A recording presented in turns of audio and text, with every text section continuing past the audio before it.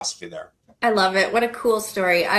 Greg and I have a saying around here, wake up in kindergarten, but before you know it, you're in grade one. And so I always ask questions. I love to go granular on details Yeah. and just really understand from our guest's perspective.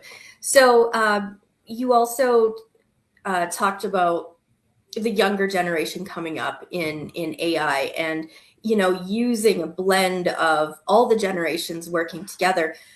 So can we talk a little bit about that vision and how you've been able to bring it full circle, utilizing everybody? Yeah, I mean, it's just accepting, the unfortunate part is not just in the car business, but in the world that we live in, that, there's just people they're going to hold people down because of, their age, because of who they are, because of where they come from. There's a lot of reasons why people get held down.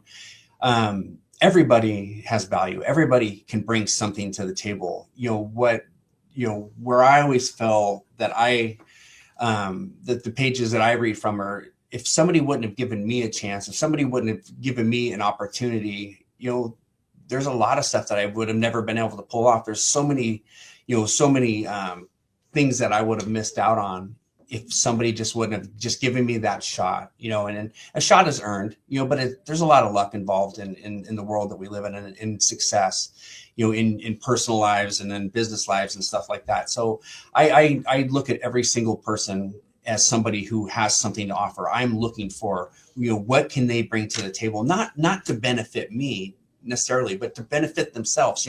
Where's their secret sauce? How can we help them see how great, or what potential they have?